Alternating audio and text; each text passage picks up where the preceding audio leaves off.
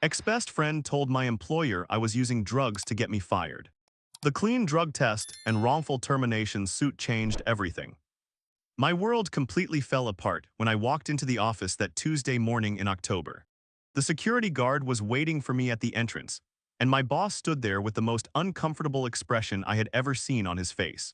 They escorted me straight to the conference room where HR was already sitting with a stack of paperwork and what looked like a termination letter. The accusation hit me like a freight train. Someone had called the company hotline claiming I was showing up to work under the influence of illegal substances. They said I was behaving erratically, missing deadlines, and that my performance had been declining because of my supposed drug problem. The caller had provided specific details about my daily routine and even mentioned personal information that only someone close to me would know.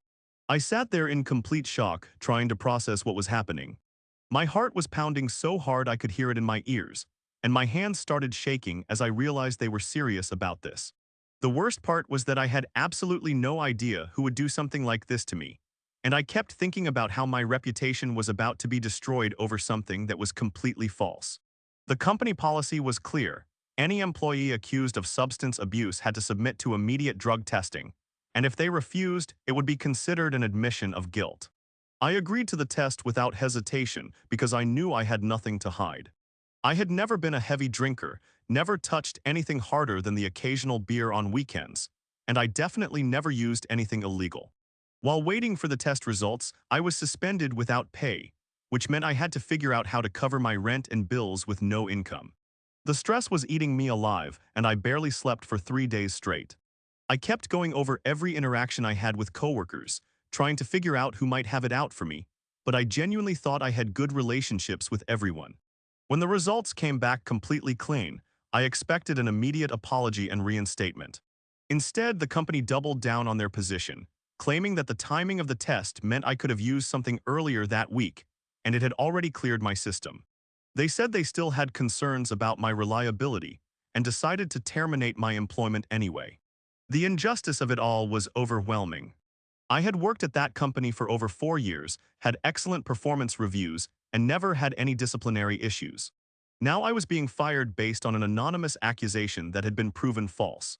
The worst part was that they were going to make it extremely difficult for me to find another job because of how they handled my termination.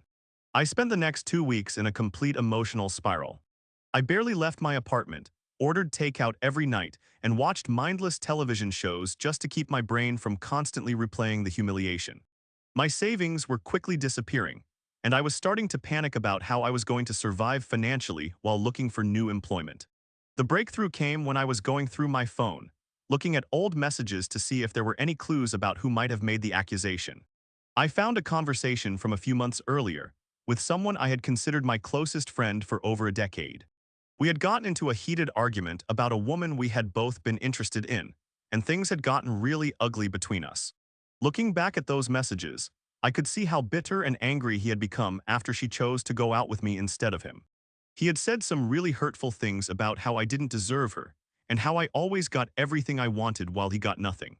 At the time, I thought he was just upset and would get over it, but now I was starting to wonder if his resentment had grown into something much more dangerous. The more I thought about it, the more the pieces started fitting together.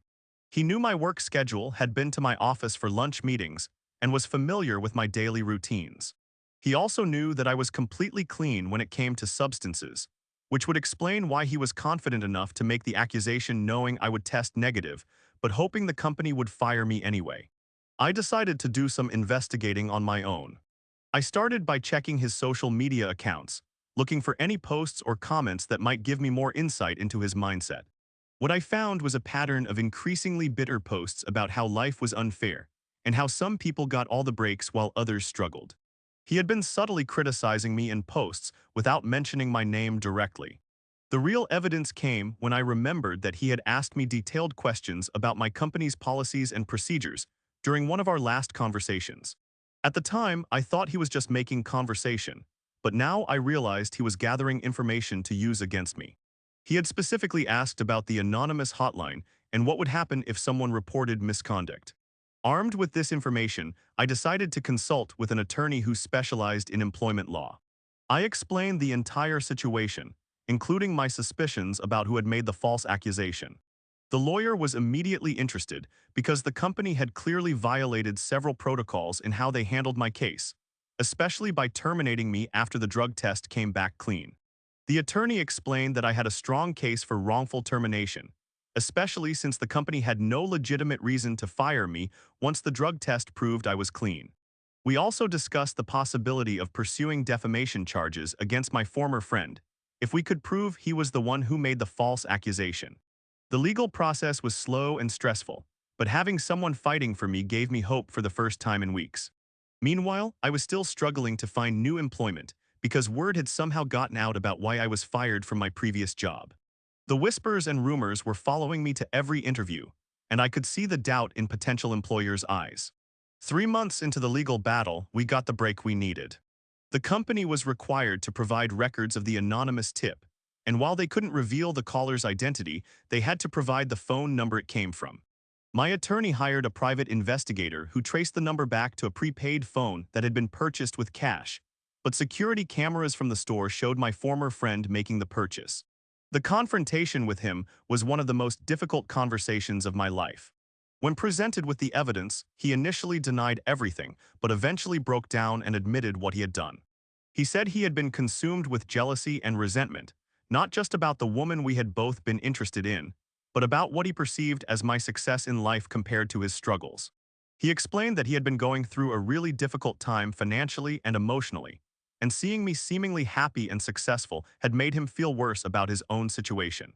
The anonymous tip had been his way of trying to bring me down to his level, and he genuinely thought the company would just give me a warning or require me to get help rather than fire me outright.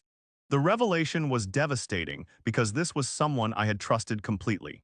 We had been through so much together over the years: college, relationships, family problems, career changes. I had always considered him like a brother, and discovering that he had been harboring such deep resentment toward me was heartbreaking. Even though he admitted what he had done, he wasn't willing to contact my former employer and explain the situation. He said he was too embarrassed and afraid of the potential legal consequences. This meant that clearing my name was going to be entirely dependent on the outcome of the wrongful termination lawsuit. The legal proceedings dragged on for almost a year. During that time, I had to take whatever work I could find, including some jobs that paid significantly less than what I had been making.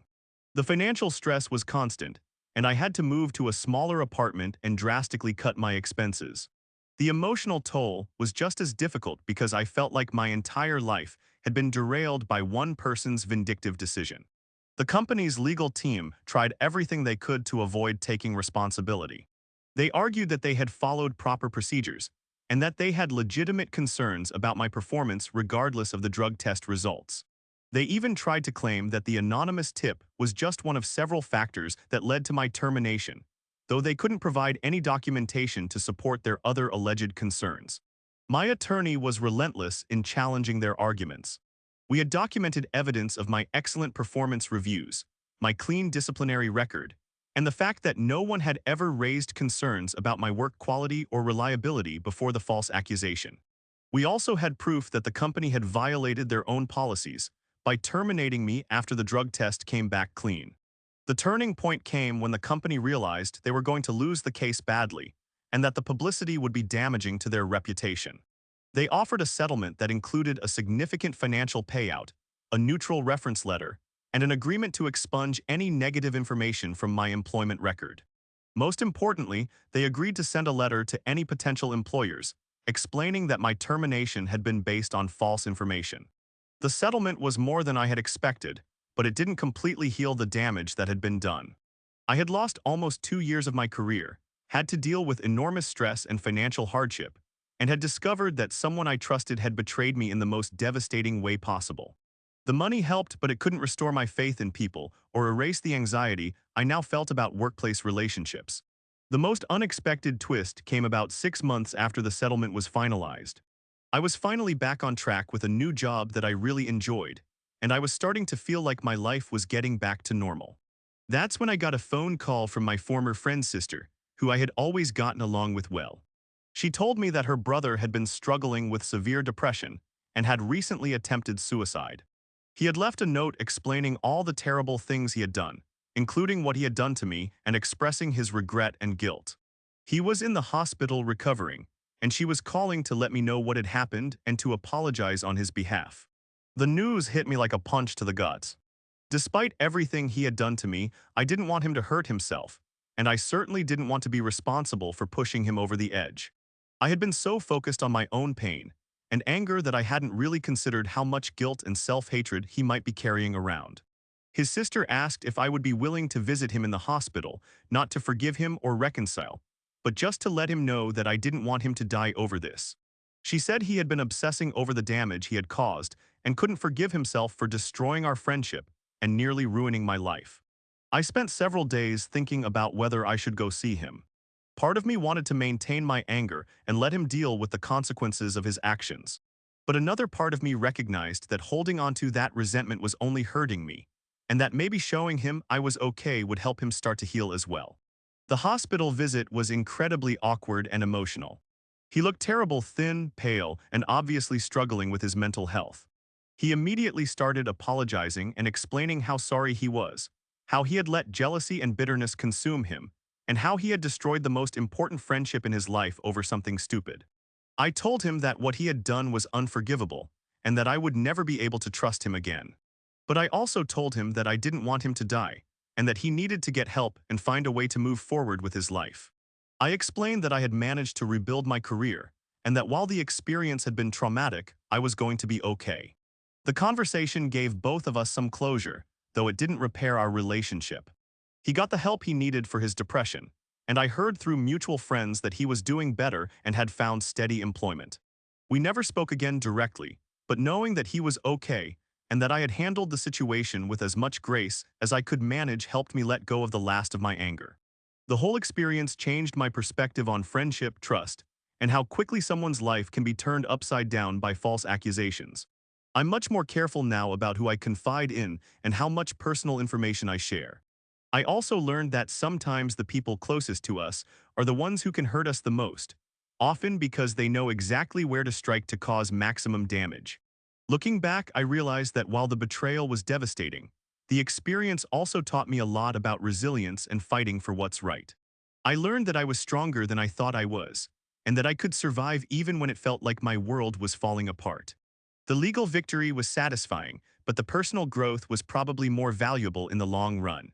The financial settlement allowed me to rebuild my life more quickly than I would have been able to otherwise. I was able to buy a house, start saving for retirement again, and even take a vacation to clear my head and process everything that had happened. More importantly, I was able to move forward without the constant stress of financial uncertainty. My new job turned out to be a much better fit than my previous position. My coworkers were more collaborative and supportive, and I felt like I could be myself without worrying about office politics or hidden agendas. The experience had made me more aware of workplace dynamics and better at reading people's intentions. The whole situation also made me more empathetic to others who are going through difficult times. I realized that my former friend's actions, while inexcusable, had come from a place of deep pain and insecurity. That doesn't justify what he did, but it helped me understand that hurt people often hurt people, and that sometimes the most destructive behavior comes from those who are struggling the most.